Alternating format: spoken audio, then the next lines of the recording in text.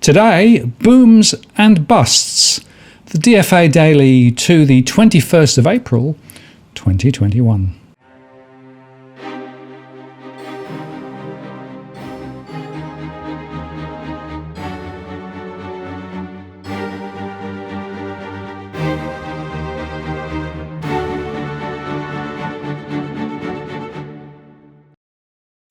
Hello again, it's Martin North from Digital Finance Analytics, with the latest posts covering finance and property news with a distinctively Australian flavour. Well, the ABS released the Australian retail turnover figures today, and they rose 1.4% in March 2021, seasonally adjusted. Now, those, of course, are preliminary figures. The turnover rose 2.3% when compared to March 2020. And they said that Victoria and Western Australia led the rise after COVID-19 lockdowns impacted retail sales in February 2021. Queensland saw a small fall, with Greater Brisbane impacted by lockdown restrictions from the 29th of March. Cafes, restaurants and takeaway food services were up 6%, and they led the rises by industry, driven by increases in Victoria and Western Australia. Clothing, footwear and personal accessories retailing and department stores also saw rises, led by those two states. Nationally, food retailing saw a fall of 1%. The March quarter is relatively unchanged in current prices, seasonally adjusted. This follows a rise in the December quarter of 2.5%. Quarterly volume estimates will be included in the final retail trade release, which will come out on the 10th of May. Through the year, sales rose 2.3% in March 2021 compared to March 2020, following a 9.1% annual rise in February 2021. And that change reflects the introduction of COVID-19 restrictions in March 2020, which led to a spike in sales in food retailing in that month. And in current prices, seasonally adjusted, the March quarter is showing a 0.1% fall from December 2020. And it's worth remembering, of course, that all this information is before the end of JobSeeker and JobKeeper, which happened at the end of March, and which won't show in the figures until next month. Elsewhere, it's reported that millions of Australians face an effective tax rise at the end of this financial year, with a stimulus measure to finish within months. The $1,080 low and middle income tax offset, which benefits people with a taxable income of between $48,000 and $90,000, is due to end in June. Analysis at the Bankwest Curtin Economics Centre estimate that 3.4 million taxpayers, half of them women, will be worse off with its removal. The LMITO, which is claimable when people submit their tax return, was due to end in the 2019-20 financial year, but it was substantially extended as a stimulus measure in the last budget, when other personal income tax changes were also introduced. Bankwest Curtin analysis says the removal of the LMITO effectively cancels out the benefits of these changes to tax thresholds for $48,000 to $90,000 earners, making them no better off than they were back in 2019-20. Treasurer Josh Frydenberg will hand down his 21-22 budget on May the 11th. Whether Mr. Frydenberg has a change of heart over the LMITO remains to be seen. The government doesn't comment on budget speculation, a spokesperson for the Treasury said. And a survey of the Australian Financial Review found 61% of the 530 people polled believed Mr. Frydenberg should focus on stimulating the economy, while 31% said he should repair the budget. Economists expect the budget will be in a far better shape than predicted just a few months ago, given the boost to revenue from a much stronger than expected economy, sharpeningly a lower unemployment and rising commodity prices. And in the mid-year budget review released in December, a $970.7 billion budget deficit was forecast for the 2021 financial year and a $108.5 billion deficit for 21-22. AMP Capital Chief Economist Shane Oliver believes the deficit could now be around $125 billion for 2021 and about $50 billion 21-22. And in the government's most recent monthly financial accounts, it showed the deficit for the 2021 financial year to February was around $134.6 billion, $23.1 billion smaller than had been anticipated just 8 months earlier. And notably, the iron ore price struck a 10-year high of $178 per tonne on Friday, compared with $55 per tonne assumed at the time of the mid-year budget review. And as a rule of thumb, for every $1 rise in the price of iron ore, the government gains $250 million in revenue each year. Now, the other day, I made a post about the announcement from the Bank of England relating to their central bank digital currency. And of course, China is prototyping a digital currency, and we know that in the US, the Fed is also quite active. And we also know that the Reserve Bank of Australia plans to release a full public report relating specifically to wholesale digital currency, which is currently being researched. The findings of its research and learnings from its proof of concept central bank digital currency project will come out in the middle of this year. The central bank partnered with CBA, NAB, investment group Perpetual, and US software company Consensus to develop a proof of concept CBDC for wholesale settlements on an Ethereum-based distributed ledger technology platform. The proof aims to establish use cases, including the origination and servicing of tokenized loans on the platform. Deputy Head of the Payments Policy Department, Chris Thompson, told a Blockchain Week 2021 event recently that the proof is a step forward from the very first project the RBA did in this space at the beginning of the first half of 2019. We did have an in-house project which was much more narrowly scoped, he said. We've taken the research further to help answer if there is a case for a CBDC in Australia. The project is underway at the moment, and we're looking to finish it very soon.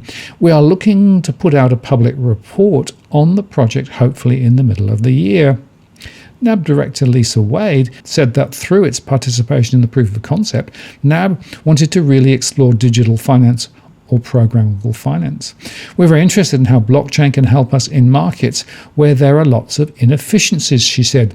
We wanted to start with a syndicated loan because they're high value, low volume transactions, and there are lots of duplicated processes in the ecosystem, lots of errors or potential for errors, and lots of operational risks. We very much came into this project looking at the utility of the CBDC from a wholesale point of view, just on those large transactions to remove those errors, save time, and we're very interested in atomic settlement. Atomic settlement refers to the seamless exchange of securities for payment. Wade said it became obvious to NAB when planning the syndicated loan transaction that a tokenized central bank digital currency would be needed to see tangible benefits. Otherwise, we still had the whole layer of processes of having to work with APIs to do the settlement, she said. Yes, we can do that, and it would have been still great. However, in reality, bringing the operational efficiency as we wanted to, we realized that we needed the utility of the CBDC. And while the RBA has yet to change its stance on CBDC use in the retail space, Wade said her view is that decentralized finance is the future, despite originally being a naysayer at the beginning of the project. I believe that if we don't start building central bank digital currencies, that people will just use alternative mechanisms, she added. And now coming to the old world of banking, ANZ is closing branches faster than any other major bank, with the bank confirming recently that it will shutter another 15 locations by October. With these closures, ANZ will have closed around a quarter of its branches since the beginning of last year, according to a report in The Australian. Many of the branches slated for closure are in rural and regional areas, According to a statement by the Financial Sector Union, the upcoming closures will affect 54 ANZ employees. The upcoming closures will bring the number of branches shuttered since January 2020 to 146, according to the Australian, and that's only 40 less than the total number of branches closed by ANZ in the previous 5 years. Last week, ANZ CEO Shane Elliott told the Standing Committee on Economics that the bank had 570 open branches at the start of last year, and in confirming the closures on Monday, an ANZ spokesman said the bank still has around 400 branches across the country. In New South Wales, the bank will close locations in Foster, Cooma, Ulladulla, Sammalanda Bay, Casino, Cara, Cootamundra, Leeton and Kempsey, according to the Australian. In Victoria, branches will shut in Bacchus Marsh and Lakes Entrance. And in Western Australia, branches will close in Wogan Hills, Bassendean, Baldivis and Beverley. FSU National Secretary Julia Agrimizzo blasted the planned closure, saying ANZ was putting profit before people. The ANZ takes the cake as the worst performer when it comes to deserting communities around Australia, she told The Australian. This is a bank which lives up to the Banking Royal Commission's description of banking as being driven by greed and short-term gain. She said that the remote locations of many of the closing branches would force customers to travel long distances to visit branches in other towns, and that many of the employees affected by the closures would not be offered other positions. If you live and work in a regional town, your opportunities for redeployment are virtually nil, she said. Catherine Bray, the ANZ Managing Director of Retail, told The Australian that the bank would retain as many employees as possible and that a past employee care fund would be available for those who fall into financial hardship if they are unable to be redeployed. We announced the closures to employees last week, and we will seek to retain as many of them as we can, particularly with increased demand in other areas of the bank that could benefit from their skills and experience, Bray said. This will be ANZ's second round of closures this year, following the bank's decision in February to shutter 27 branches. Elliott told the Standing Committee on Economics last week that the bank's spate of branch closures was due to the astonishing rapid rate of change in customer behaviour. Going to a bank branch is like going to the dentist, he said. You know you have to do it, but you don't really want to do it. And the reality is now you don't have to, because we have all these fantastic digital tools. We have home loan specialists that will come to your house. Elliott said that thanks to the shift to digital, ANZ has seen branch traffic drop at an alarming rate, with average branch foot traffic falling between 10% and 20% per year for a number of years. But Aragrissimo said that pushing customers to digital is part of major banks' business models. Shutting branches in regional areas does not reflect the true needs of bank customers, she told The Australian. They need to be able to transact the full range of banking and financial services in branches close to where they live. And we know the community is not ready for managing their finances online because 1/3 of bank customers either do not have a computer, do not have sufficient skills, or are not interested in taking up online banking. Yet another reason why Australia Post as a future bank outlet becomes ever more important. Now let's talk about cryptocurrencies and what's been going on in Bitcoin. There was a drop in cryptocurrency-linked stocks in the wake of Bitcoin's slide and Coinbase Global Inc.'s choppy debut. But it's stirring a rallying cry from optimists who reject fears that the sector has peaked. A global Bloomberg-curated basket of equities linked to crypto trading or Bitcoin mining fell 9% over the past week, pairing 2021's climb to about 130%. A weekend Bitcoin plunge rattled cryptomania, but the token has since pared some losses back and remains up 690% over the past year. The public market valuation of Bitcoin and the entire space from Coinbase's listing will encourage people who can invest in the markets to do so, said Jian Shen, managing partner at crypto advisor Kinetic Capital in Hong Kong. There are signs retail investors took advantage of Bitcoin's fall, he added.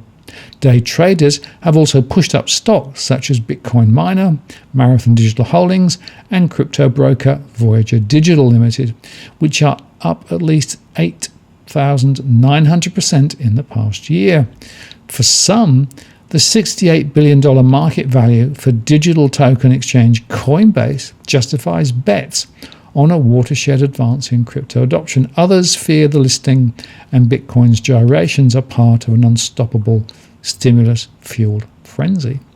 Passions run deep on the short-term crypto outlook, but dips are clearly supported, Chris Weston, head of research at Pepperstone Group, wrote in a note on Monday. Coinbase, the biggest US cryptocurrency exchange, was down 2.6% in US pre-market trading after closing at 342 on Friday, off from a peak of 429.45, which was hit in the first few moments of its April 14th debut. Marathon and Voyager lost about 20% last week.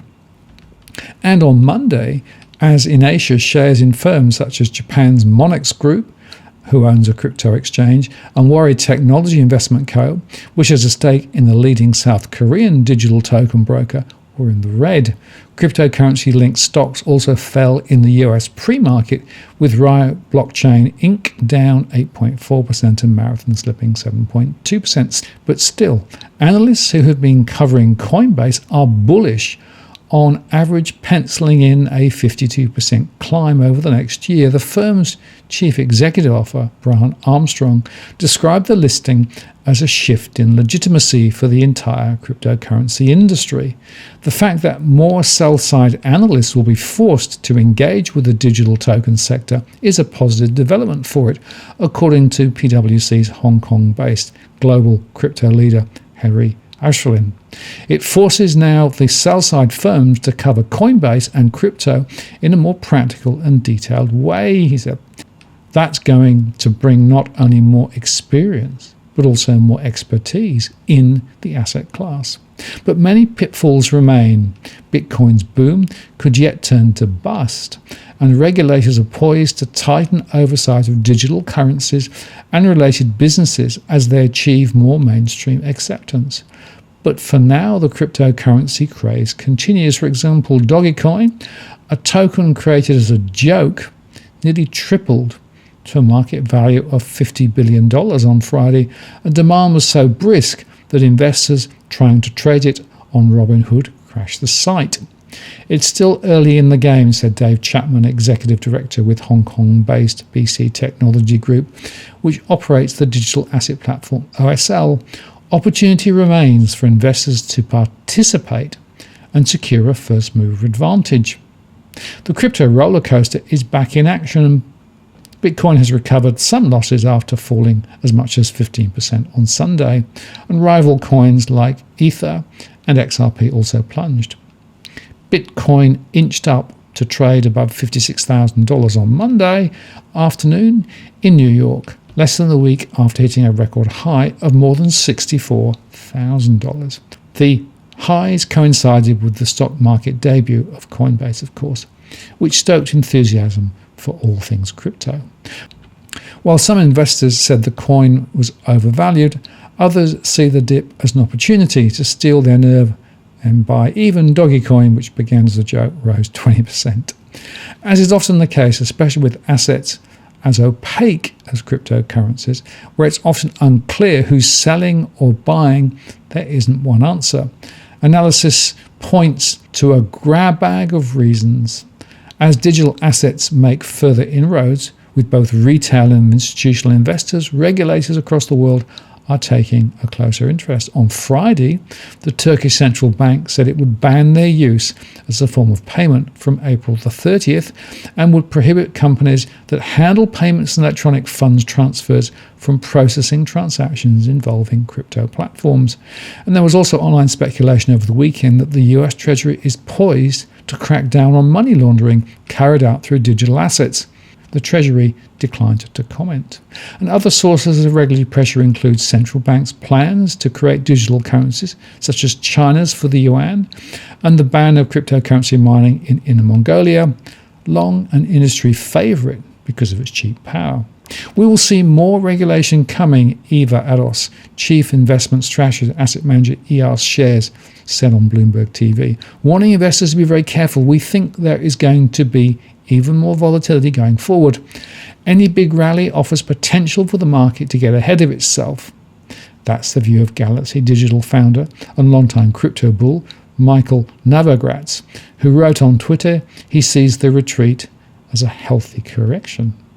Other things could be adding to the mix. Industry news site CoinDesk reported Saturday that power outages in part of China had knocked out a significant amount of Bitcoin mining capacity, which reduced the overall processing power of the cryptocurrencies network. Bitcoin goes crazy on weekends because it's one of the few markets open to trade in, Carl Rodder, a Melbourne-based market analyst at IG, said, and it's lost some buying support. Given the frequent warnings from mainstream financial figures of a speculative mania in cryptocurrencies, any substantial drop reawakens memories of the 2017 crash. Back then, Bitcoin fell from more than $19,000 to under $4,000 by the end of 2018. While the current retreat is notable, it's not on that scale, and Bitcoin is still 93% higher than it was in January. Volatility is routine for the asset class. The 15% intraday drop on Sunday was only the biggest since February. Ether, which fell as much as 18% before closing 9.4% lower on Sunday, is up more than 200% this year. The trouble with any sort of price prediction for cryptocurrencies is that there aren't a lot of fundamental metrics to form the basis of forecasts. Much comes down to best guesses on whether institutional investors will buy in and whether Bitcoin whales will sell. Less than 2% of accounts control 95% of the available supply, according to researcher Flipside Crypto. That means one large holder can have an outsized impact on the still illiquid market. One key difference to the prolonged crash of 2017 is that a wide range of institutional investors now have some stake in the market. Bevan Howard Asset Management last week became the latest money manager said to be investing in digital assets. And in a further sign of growing interest among the wealthy, both Morgan Stanley and Goldman Sachs are now planning to offer client access to crypto investments. And in January, of course, JP Morgan Chase suggested Bitcoin has the potential to reach $146,000 in the long term, a target they recently pared back to, well, $130,000. Passions run deep on social as to the likely near-term path for crypto, Pepperston's Chris Weston wrote in note to clients, but dips are clearly supported. And finally, the four largest US banks gathered $919 billion in additional deposits last year, money that they either parked in cash or used to increase their holdings of securities, new data shows. Deposits at JP Morgan Chase, Bank of America, Citigroup and Wells Fargo collectively grew by 15% to $6.9 trillion as at the 31st of March, the banks reported last week. Their combined loan holdings fell 10% to $3.44 trillion. Trading assets and other securities increased by 24% to $3.67 trillion, and cash surged by 56% to $1.65 trillion. The changes in their books mirror the broader US banking system, where cash and securities holdings jumped by more than deposits as loans fell, according to data from the Federal Reserve. That trend continued in the first week of April to start the year's second quarter, according to the Fed's latest weekly survey. The share of safe assets, virtually risk-free investments, as cash, Treasury and securities effectively guaranteed by the US government rose to 36.3% in the week ended April 7th from 35.6% the previous week. And total assets ticked up 2% to $21.25 trillion. The bulk of the increase was in cash, which rose 8% to $3.77 trillion. Total loans and leases fell again to a record low as a share of deposits. And the loans to deposits ratio now sits at 61.5% for all banks in the US, and that's the lowest ratio in 48 years for weekly data. At the 25 biggest US banks, the ratio was 53.7%, and that's the lowest figure in 36 years of weekly Fed data. And it's just worth reflecting on that a bit more. What it means is that all of that quantitative easing and liquidity creation from the Fed may be flowing into the banking system, but it's going into speculation and trading. It's not going into lending real loans to real businesses and real households. And that is one reason why I still believe that the prospect of structural inflation is very much overrated by many analysts. The fact is, the quantitative easing is not flowing into the real economy. It's just inflating financial assets further, and that, of course, is not good news for anyone. So we'll see how this travels ahead, but all the information that I'm seeing suggests that inflation is probably less likely to be a strategic thing than many believe. I'm Martin North from Digital Finance Analytics. Many thanks for watching, and I'll see you again next time.